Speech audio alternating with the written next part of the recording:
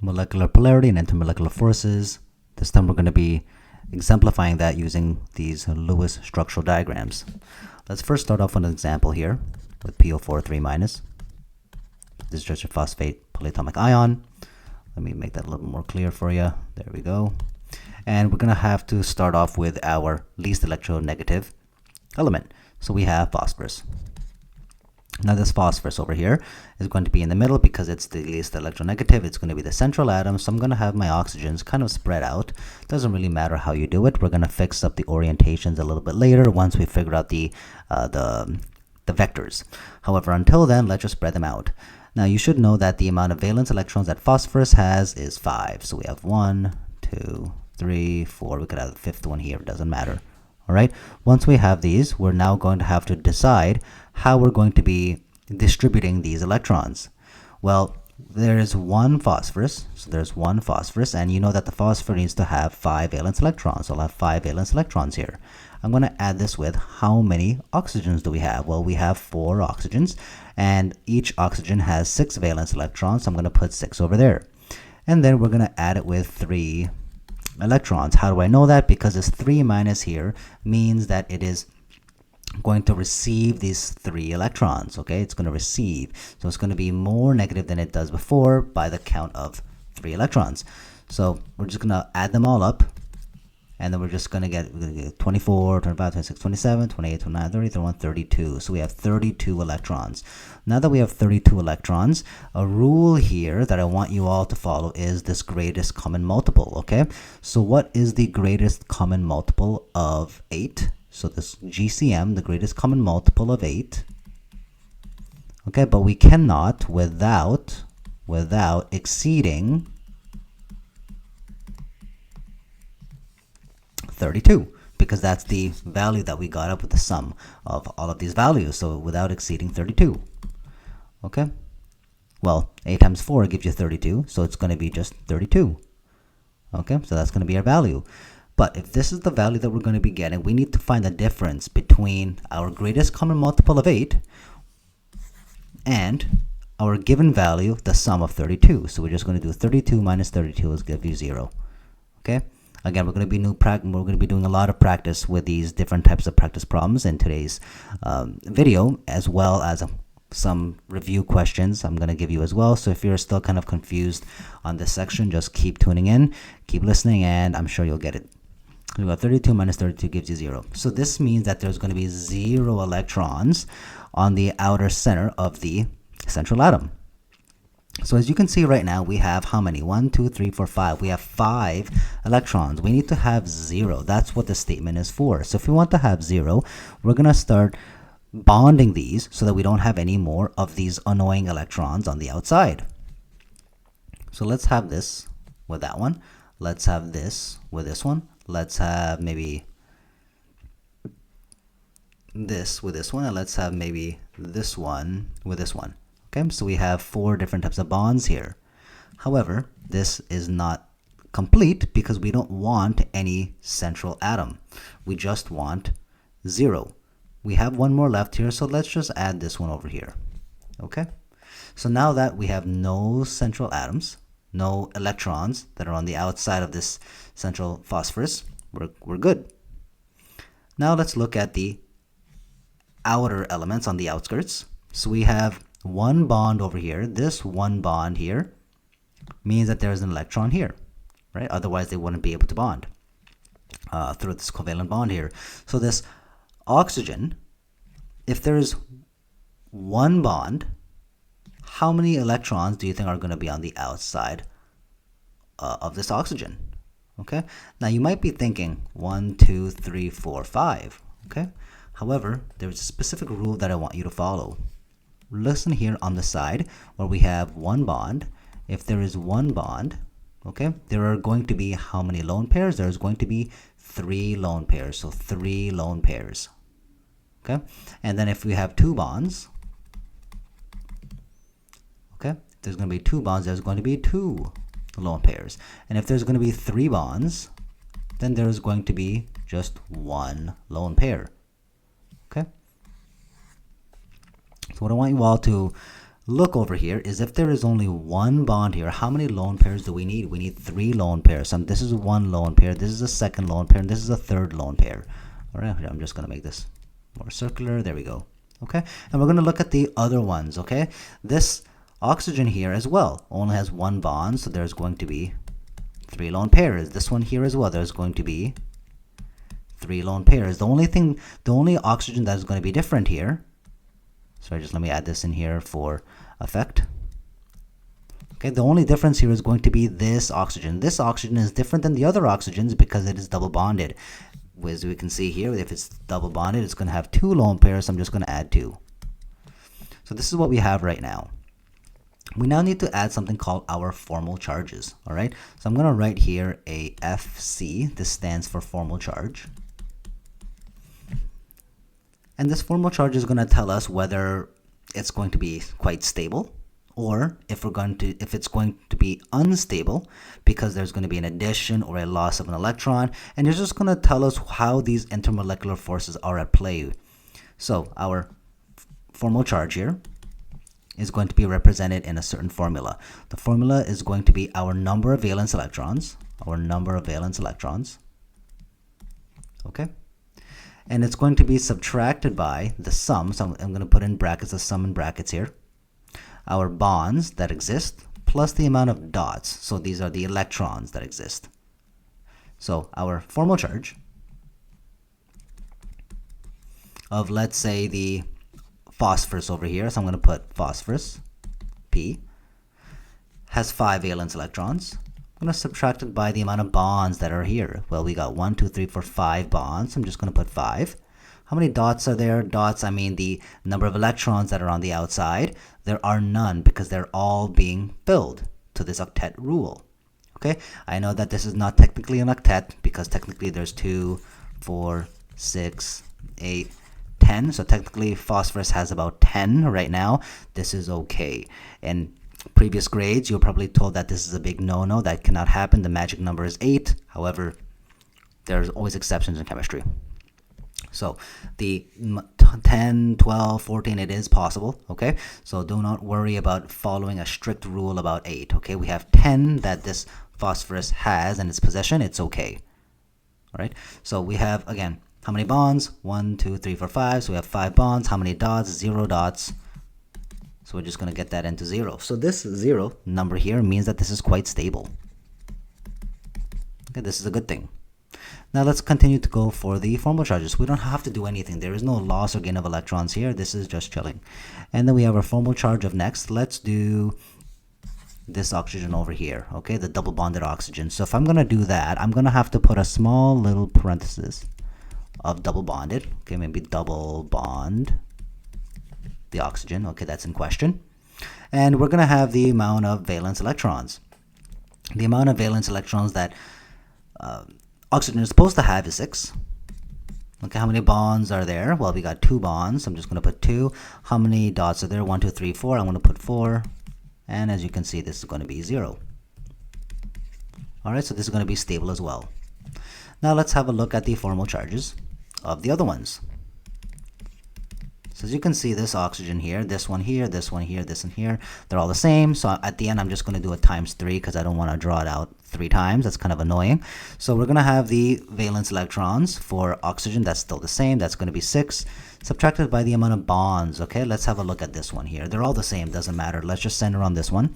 So we have 1 bond here. So we got 1. And how many dots are there? 1, 2, 3, 4, 5, 6. I'm going to be adding 6. 6 minus 7 gives you -1. This means that there are negative symbol here. There's going to be a negative symbol there and a negative symbol there because these 3 electrons that we established at the beginning got added, and got added onto these oxygens. Okay, so this is why we have that there. All right. Now, you could also have this all as a parenthesis as such. Okay, so without this, okay? You can have a parenthesis, a bracket, and then have a 3 minus on the side. You could do that too. Different teachers like to do it different ways. Okay, it doesn't really matter. Okay, all right, so that's our video for that one. Now we have to establish whether this is a polar or non-polar molecule. Well, I think you already know by now that we need to establish a checklist. So we're going to put, is it nonpolar? All right, so let's have a look. No lone pairs. Is that true? There's no lone pairs? There's no lone pairs. That's good. Seems like it's going to be nonpolar. Let's see. Okay, no hydrogens. All right, no hydrogens. Okay, so there's no hydrogens either. So this is pretty safe to say that this is nonpolar. That's it. It's that simple. Nonpolar. Now, we have to establish the vectors. So the oxygen here is going to be more electronegative than the phosphorus. So if you look here, we have the phosphorus and then we have the oxygen. Which one is least electronegative? The phosphorus. Okay, so it's going to be going in the direction of the oxygen here because the oxygen is more electronegative. It's going to go in this direction as well, this direction as well, this direction as well, this direction as well. Okay, so if we want to reorient this, technically we should be putting a phosphorus over here. Okay, and all of these do not really like each other. So I know this is double bonded. The oxygens don't really like each other. So if we have an oxygen here, again, we have the dots over there, and we want to spread these out as much as possible because this obviously wants to stay away from this, and then this wants to stay away from this, and this wants to stay away from this. So we kind of want to spread them out in a manner where they're all kind of separate.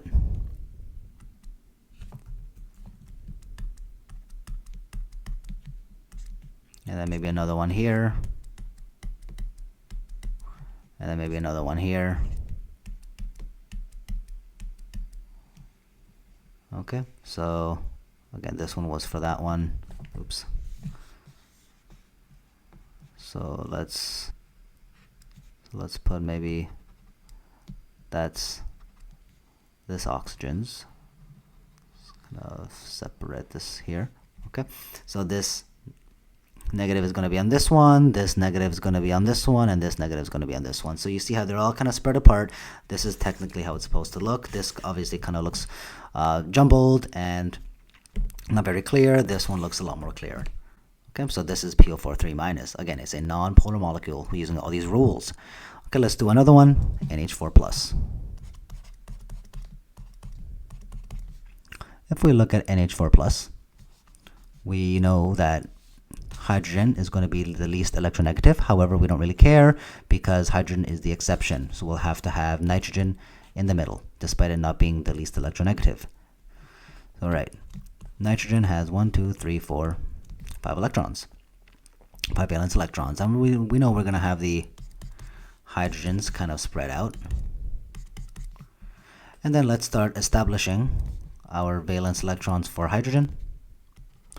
And let's start putting our greatest common multiple. So we have 1 nitrogen. It's supposed to have a valence electron of 5. Plus how many hydrogens? We have 4 hydrogens. And each hydrogen has 1 valence electron.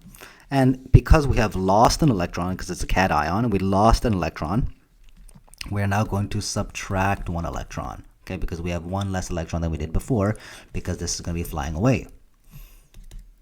Adding them all up together, 5 plus 4 gives you 9, subtract gives you 8. Okay, this means that we're supposed to have, again, greatest common multiple of 8 without exceeding, what's our number? 8. Without exceeding 8. What's that going to give you? 8 minus 8 gives you 0. So this means that there is supposed to be 0 electrons on the outer on the outer side of the nitrogen. So we have this bonded to that, this bonded to that, this bonded to that, this bonded to that. Okay. Now we could easily just take this electron out of here. We don't need it, so it's gone. So if we do that, and then this one is no longer there anymore, let's see how it works out. So let's put our formal charges for our nitrogen in question. So a formal charge for nitrogen, again, is going to be 5, because it's supposed to have a valence of 5. subtracted by the amount of bonds. How many bonds? 1, 2, 3, 4. We have 4 bonds. And we're supposed to add it with how many dots around nitrogen? Well, we lost this one, so we can't add that anymore there. So technically, there's no dots at all, 0. 5 minus 4 gives you plus 1. So this plus should actually be here. This plus symbol here represents, here, let me make it more clear, right? This plus symbol represents that it lost that electron. All right, now let's do a formal charge of the hydrogens. Okay, and the hydrogens, again, supposed to have 1 valence electron subtracted by how many bonds. Okay, again, let's have a look at this one. Okay, let's pretend that we are solely looking at this hydrogen. Okay, so this hydrogen here has 1 bond. How many dots are around this hydrogen? None.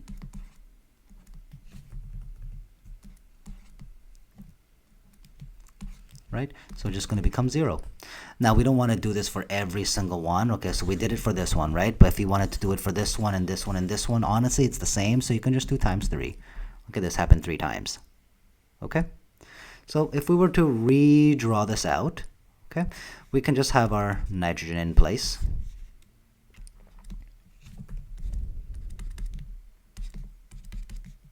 And they all need to be spread out evenly because electrons repel other electrons.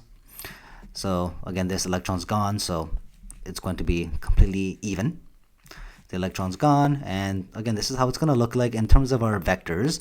Again, we have to look at which one is the most electronegative. So nitrogen is more electronegative than hydrogen. As you can see here, the nitrogen here is a 3.04, whereas the hydrogen here is just a 2.18. So it's going to be more electronegative with the nitrogen. So it's going to be going to the direction of the nitrogen, towards the nitrogen, towards the nitrogen, towards the nitrogen. All right. Now let's have a look at the is it nonpolar statement. Is it nonpolar? Okay, let's start with our first criteria. Is it nonpolar? So are there no lone pairs? No lone pairs? That is true. There are no lone pairs. Okay. Are there no hydrogens? Uh-oh, I see hydrogens, so maybe that's an X. No. Remember, whenever you get to this point and you see the hydrogens, do not just end it there. Also add unless cancel. This is a little validation check. All right. Unless canceled. Ooh, they do look canceled. Okay, so we're gonna, instead of having that X here, we're gonna change it to a check mark. So both of these criteria are met, which means therefore this is nonpolar. All right, this is NH4 plus. Let's do another one.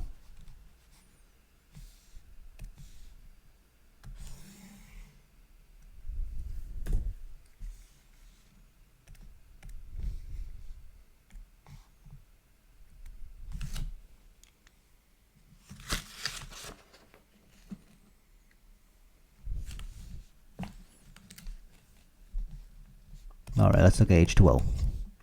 So H2O, oxygen is going to be in the middle because, again, even though it's not less electronegative, we still need to have it in the middle because hydrogens cannot be the center. So we have, again, 1, 2, 3, 4, 5, 6 electrons for the oxygen. So we got 1 oxygen. It's going to have a valence of 6 plus the hydrogens here. There's 2 of them. Supposed to have a valence of 1. So let's just add them together. You end up getting 8. Okay, so what is the greatest common multiple of 8? Without exceeding 8, it's going to be 8. What's the value that's there? 8. So we're just going to get the difference between the two. You're supposed to get 0. So you're supposed to get 0 electrons, okay, that are alone on the outside of the central atom, which is the oxygen here. All right, well, let's pair them up where we can so that there is a relationship going on with these covalent bonds. However, how can we get rid of this and this? It's not possible because there's no charge there that tells us that the bonds are gone, that the electrons are gone. So because we cannot do that, it's not like you can just take them out at your own will. You cannot. It has to stay there. There's going to be, for these dots, for these electrons, unfortunately, at certain times, this is going to be an exception. We cannot fulfill this 0 rule. We'll just have to leave it the way it is and know that there is 2 lone pairs there. Okay, now let's have a look at putting this into perspective of the vectors. It's going to go in that direction. All right, as you can see that they cancel out. Okay, because this magnitude of electronegativity difference and this one here is going to be exactly the same, and they're going in the exact opposite direction, colliding towards one another. So it's going to be a net 0. All right, so let's keep doing our formal charges. So our formal charges of these oxygen here, it's supposed to have 6 valence electrons. How many bonds? We got 2 bonds. How many dots? 1, 2, 3, 4. So you end up getting 0. So it's quite stable. And then you can do the formal charge for the hydrogen as well. We can just do one of them over here. So it's supposed to have 1 valence electron for hydrogen. How many bonds? We got 1 bond. How many dots around the hydrogen? None. Becomes 0. Okay, and there's another one here, so we can just duplicate that here. All right, so no lone pairs. Sorry, is this nonpolar? All right, let's start off with the first one. Is there no lone pairs? No lone pairs? That's false. There are lone pairs. We have to put an X. Okay, so honestly, we can stop at this point. We know that we could have kept going, right, about the hydrogens. Let's do it. So there's no hydrogens. Okay, that's false. There is. Okay, however, unless canceled. If they're canceled, we can revoke that. Okay, are they canceled? Yeah, they cancel out, so we can actually change that. Doesn't matter though, it's X'd out. So is it nonpolar? No, it can't. It can't be nonpolar because this check mark is not there. It is an X. So this is going to be a polar molecule. Let's do one more of the NO3 So this is going to be our nitrate. All right, so let's have our nitrogen drawn. 1, 2, 3, 4, 5. It's supposed to have 5 valence electrons. 1 by 5 valence electrons of the nitrogen by 3 of those oxygens. How many? What's the valence electron of oxygen? 6. And we've added an electron, so we're going to put 1. We got 1 times 5, that gives you 5. 6, 18 plus 1. All right, 18, 19, 20, 21, 22, 24. Okay, so it's supposed to be 24 electrons. All right, so 24, greatest common multiple of 8 without exceeding 24. Well, 8 times 3 gives you 24. It's perfect. So you just get 24 value, get a difference between what we have there. It's going to give you 0. So we should have 0 electrons flying around the nitrogen. So let's put that into question. Let's have our oxygen here, oxygen here, oxygen here. And we can add that nitrogen with this oxygen, add this nitrogen with this oxygen, add this nitrogen with this oxygen. Okay, the problem here now though is we have to look at how many electrons that we have on the outside. We have 2. Okay, we're supposed to have 0, so we're gonna add this with maybe this oxygen, doesn't matter, and maybe this with this oxygen. We'll talk more about resonance structures a little bit later in another video. Okay, so now that we've established this, the only thing that's kind of messed up here is this one, because this does not have the 2 bonds, okay, unlike the other ones. But it's okay, let's keep going, see what happens. The amount of valence electrons is supposed to be 1, 2, 3, 4, 5. Subtracted by how many bonds there are, 1, 2, 3, 4, 5 bonds. Okay, plus 0 electrons on the outside, so it gives us 0, so it's very stable.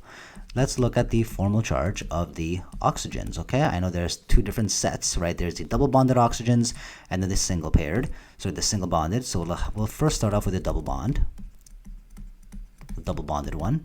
Okay, and the double bonded one here has, again, supposed to be 6 valence electrons by how many bonds? 1, 2. So we got 2 bonds by how many electrons on the outside? Well, remember the rule.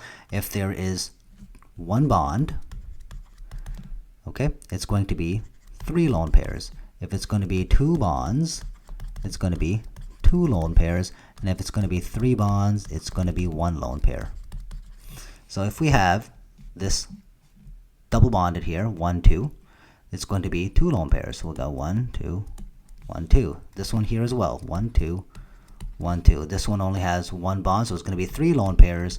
That's the first lone pair, that's the second lone pair, that's the third lone pair.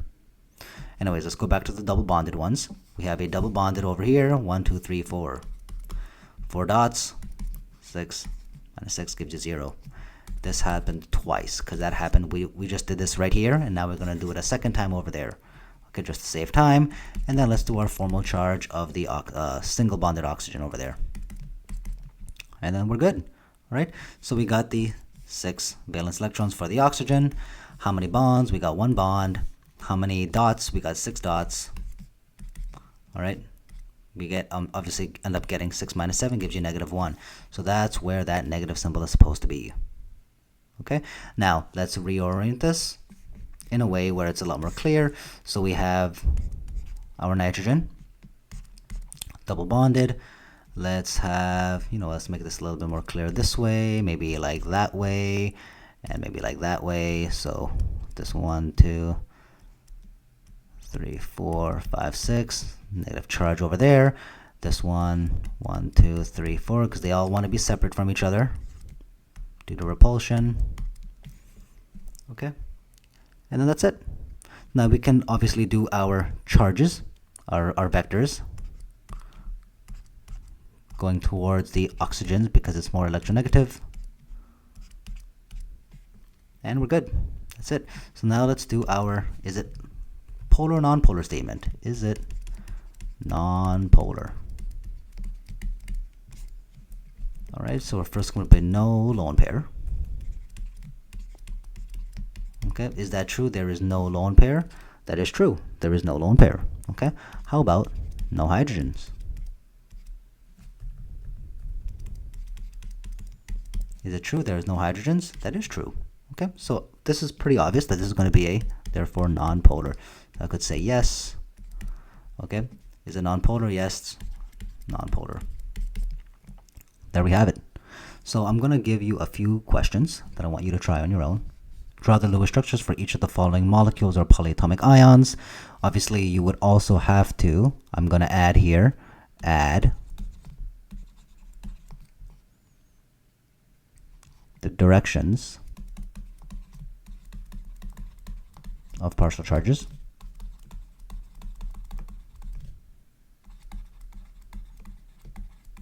I would also like you to add or determine if polar or non-polar.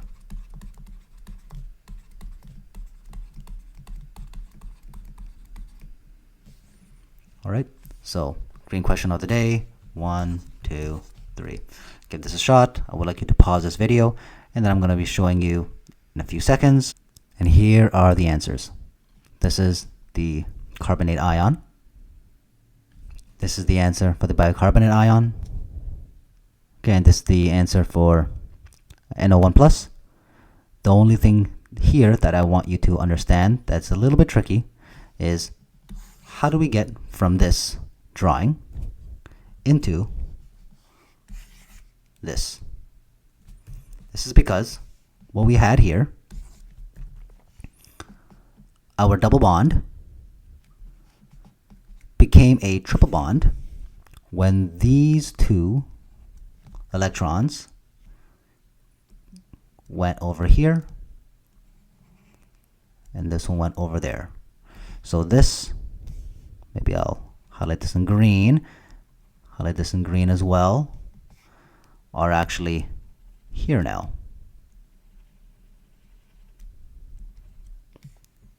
Okay. The reason why this happens is because for the octet rule, it is a lot more favorable when both of these have that triple bond in between. Now, the electrons did not really go anywhere. They just moved from this side towards the middle. And this is a lot more favorable in a condition. So whenever there is a chance that there is a excess amount of electrons on one side that doesn't mind to give up these 2 electrons to be shared as a bond, so that this lone pair and this lone pair are both equal on both ends. This would be favorable in some conditions. So this here technically is the correct answer. All right, if you did it this way, that's no problem. Just always have in the back of your mind that in these conditions where we can, it would be recommended to do so.